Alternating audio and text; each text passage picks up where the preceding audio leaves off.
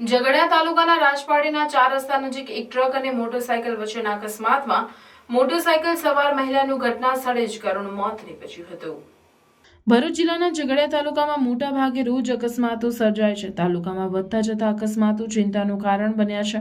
મોટાભાગના અકસ્માતો જીવલેણ બનતા હોય છે। આવા અકસ્માતોમાં મહામૂલી માનવ જિંદગીઓ નંદવાતી હોય છે। ત્યારે વધુ રાજપાડી ખાતે વધુ એક અકસ્માતમાં મહિલાએ જીવ ગુમાવ્યો છે।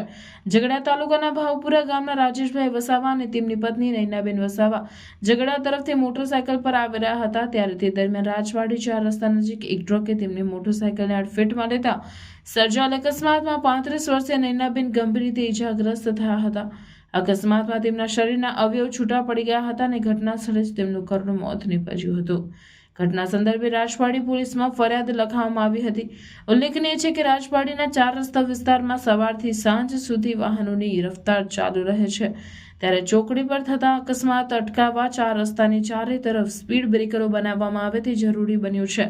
છેલ્લા 9 દિવસમાં 4 અકસ્માતમાં 3 જેટલા લોકોના જીવ ગયા છે। ત્યારે તાલુકા પોલીસની બેદરકારીના કારણે રાહદારીઓના જીવ જઈ રહ્યા છે, જેથી લોકોમાં આક્રોશ જોવા મળી રહ્યો છે।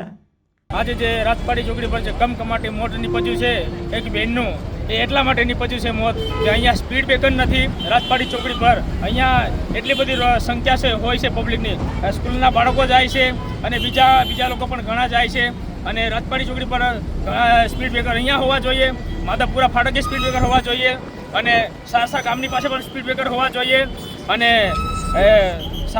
નેત્રંગ રોડ પર સ્પીડ બ્રેકર હોવા જોઈએ, અને ખડોલિયા વાઘપુરા પાસે પણ સ્પીડ બ્રેકર હોવા જોઈએ। કેમ કે રેતીના અને સિલિકાના પ્લાન્ટ એટલા બધા વધી ગયેલા છે।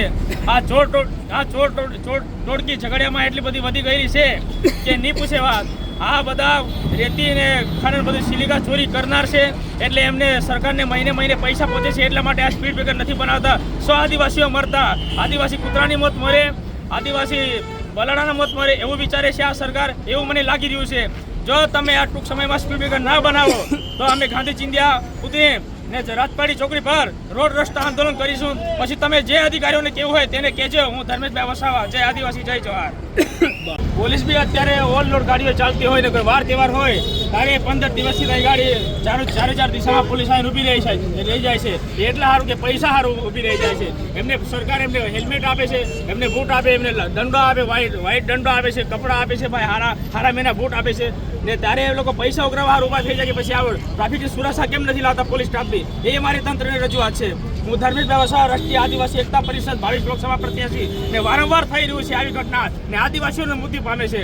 વાઘપરાથી લઈને તવડી સુધીના મૃત્યુ થોડા દાડે થાય છે। અત્યારે અઠવાડિયા દિવસમાં માધવપુરા ફાટકે આ ઘટના બનેલી હતી। પછી ટૂંક સમયમાં ઉમરલાથી પાણીથા રોડ પર ઘટના બની ટીઆરપી જવાનનું, કોઈ છતાં બી આ લોકો કોઈ બોમ્બ નથી મૂકતા, સ્પીડ બ્રેકર નથી મૂકતા। કાં પોલીસનો તમે વધારે કરો ને સ્પીડમાં ચાલીની સ્પીડમાં ગાડીઓ ચલાવવામાં આવે એટલે તમે ઝડપ ડિટેન કરો ને આવા લોકોને। વારંવાર તમે આવીને આનો સર્વે કરી જતા રહેશો, એનો શું મતલબ રહે? આદિવાસીઓ હસ્તી નથી।